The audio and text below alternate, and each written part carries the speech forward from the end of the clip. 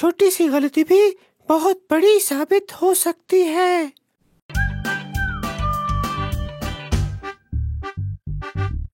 Hello دوستو، میرا نام ڈگلس ہے اور آج میں آپ سے کتاب مقدس کے بارے میں بات کرنا چاہتا ہوں، اور یہ کہ کتاب مقدس کس طرح خدا تعالیٰ کی الہام کی نازل ہوئی اور کس طرح مفید اور اہم ہے۔ اور اس لیے ہم پہلے بھی بات کر چکے ہیں کہ کس طرح تمام صحائف انبیاء خدا تعالیٰ کے الہام سے نازل ہوئے ہیں، اور اس کا کیا مطلب ہے کہ کتاب مقدس خدا تعالیٰ کے الہام سے نازل ہوئی ہے۔ لہٰذا ہم نے یہ بھی بات کی کہ اگر آپ سچائی کی تلاش میں ہیں تو آپ کو کتاب مقدس کا مطالعہ کرنا چاہیے، کیونکہ کتاب مقدس تعلیم کے لیے مفید ہے۔ لیکن یہ کتاب مقدس ہمیں یہ بھی دکھانے میں مفید ہے کہ ہم کہاں غلط ہیں۔ بھلے ہمیں لگے کہ ہم صحیح ہیں، لیکن کتاب مقدس ہمیں یہ دکھانے میں مدد کرتی ہے کہ ہم کہاں پر غلط ہیں۔ لہٰذا یہ پوری طرح سے تدریس کے لیے مفید ہے، یہ ادراک کے لیے مفید ہے اور تدارک کے لیے بھی کہ ہم کیسے ہیں۔ لیکن آج ہم بات کریں گے کہ یہ کس طرح سے اصلاح کے لیے مفید ہے، اور یہ ہمیں جناب مسیح کے قریب سے قریب تر لانے میں کیسے مفید ہے۔ کیونکہ جتنا زیادہ آپ کتاب مقدس پڑھیں گے اور جتنا آپ اس پر عمل کریں گے، اتنا ہی آپ جناب مسیح کی طرح ہوں گے۔ اور زندگی میں کچھ ایسی چیزیں ہوتی ہیں جو صرف صحیح یا غلط ہوتی ہیں، لیکن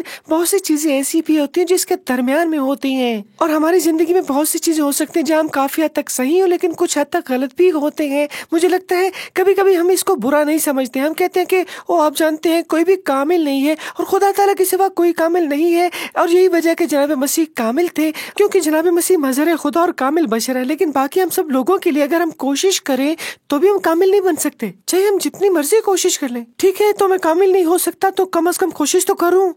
لیکن یہ ٹھیک نہیں ہے۔ اگر ایک بات آدھی سچی ہے لیکن آدھی جھوٹ، تو یہ ایک بڑا مسئلہ ہو سکتا ہے۔ آپ جانتے ہیں کہ شیطان کے بہت سے جھوٹ زیادہ تر سچ ہوتے ہیں، اور اس میں تھوڑا سا جھوٹ کا چھڑکاؤ ہو جاتا ہے، اور اس کا ایک بہت بڑا اثر ہوتا ہے ہماری زندگیوں پر۔ مثلاً میں ایک بار سائیکل چلا رہا تھا گلی میں، تو گلی سے فٹ پاتھ پر جانے کی کوشش کر رہا تھا، لہٰذا مجھے اسے گھاس کے اوپر جانا تھا، لیکن وہاں ایک ایسی جگہ تھی جس کے بارے میں مجھے معلوم نہیں، لیکن وہ جگہ ہے جہاں گلی کا پانی سیور میں جاتا تھا، یعنی گٹر کا پانی۔ یہ ایک بہت بڑا گٹر تھا جو کافی طویل تھا، لیکن اتنا بڑا نہیں تھا کہ میں اس میں گر سکوں، لیکن میری سائیکل اس میں جا سکتی تھی۔ اس کا اگلا ٹائر وہاں پھنسا اور میں گھاس میں گر گیا۔ یہ ایک بڑا حادثہ تھا، اور میں حادثے کے بعد اپنی سائیکل لینے گیا اور میں نے سوچا کہ یہ ٹھیک ہوگی، کیونکہ میں نے اپنی سائیکل کو دیکھا، یہ ٹھیک لگ رہی تھی، لیکن پتہ چلا کہ میری سائیکل کا ٹائر مڑ گیا ہے۔ میں نے ٹائر کو بہت زیادہ نہیں جھکایا تھا، بس تھوڑا سا، لیکن ایک بار جب میں گھر پہنچا تو میں نے اسے دیکھا، تو میں نے دیکھا کہ پوری طرح سے جھکا ہوا اور پوری طرح سے مڑا ہوا ہے۔ لیکن جب میں اس پر سوار ہوا تب مجھے پتا چلا کہ کچھ نہ کچھ خرابی ہے، کیونکہ میری سائیکل پر پیڈل مارنے کے علاوہ کوئی اور کام نہیں تھا جس سے کوئی مسئلہ بن سکے، لیکن یہ کانپ رہی تھی،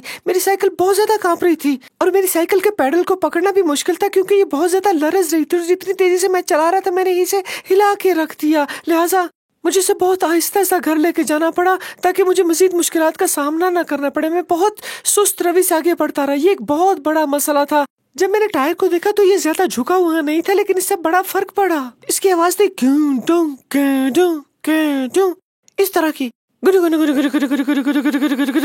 مطلب ظاہری طور پر تو یہ بینڈ اتنا زیادہ گہرا نہیں تھا کہ مجھے اتنا مسئلہ درپیش آئے، لیکن ایسا ہی ہوا۔ تو یہ میری سائیکل کے لیے سچ ہے، اسی طرح دوستو یہ ہماری زندگیوں کے ساتھ بھی سچ ہے۔ چھوٹی سی غلطی ایک بڑا فرق پیدا کرتی ہے، اور یہی وجہ ہے کہ ہمارے لیے ہر وقت کتاب مقدس کا مطالعہ کرنا بہت ضروری ہے، چونکہ کتاب مقدس ہمیں درست راہ پر لاتی ہے، اس لیے ہمیں یہ سیدھا کرنے میں مدد دے سکتی ہے۔ یہ ہماری زندگی میں ان مشکل اوقات میں کچھ کو ہموار کرتی ہے، کیونکہ جب ہم جناب مسیح کے ساتھ چل رہے ہوتے ہیں تو ہمیشہ ایک ایسا وقت آتا ہے جب ہم خدا تعالیٰ سے دور ہونا شروع ہو جاتے ہیں، پر جتنا ہم کتاب مقدس کو پڑھتے ہیں اتنے ہم وہاں ہوتے ہیں جہاں ہمیں ہونا چاہیے، یعنی کہ ہمارے عقائد اور اعمال میں۔ اور ذاتی طور پر میں نے پایا کہ میں کتاب مقدس کو جتنا کم پڑھتا ہوں اتنا ہی زیادہ میں اس مقام سے دور ہوتا جاؤں گا جہاں مجھے جناب مسیح کے ساتھ ہونا چاہیے۔ اور ہمیشہ ایسے اوقات آتے ہیں جب میں گڑبڑ کر سکتا ہوں، لیکن اگر میں کلام میں مسرور ہوں، اگر میں کتاب مقدس پڑھ رہا ہوں تو میں واقعی زیادہ دور نہیں جاتا ہوں، اور میں اکثر نہیں گھومتا ہوں، اور یہ ہمیشہ مجھے اپنے آپ کا ایک بہتر ورژن بننے میں مدد کرتی ہے، وہ شخص جو خدا تعالیٰ چاہتے ہیں کہ میں بنوں۔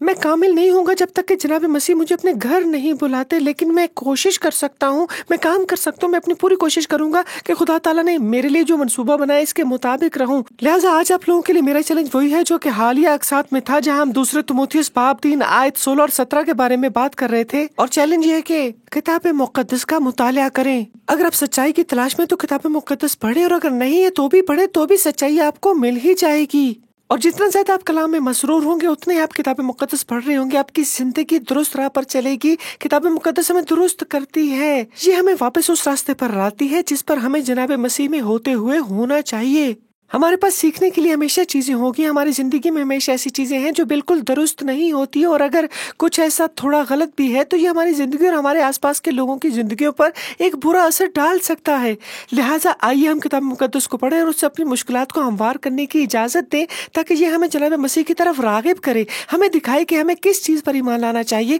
اور ہمیں کس طرح زندگی گزارنی چاہیے۔ تمام صحائف خدا تعالیٰ کی طرف سے تیار کرتا ہے اور تدارک اور اصلاح کے لیے مفید ہیں۔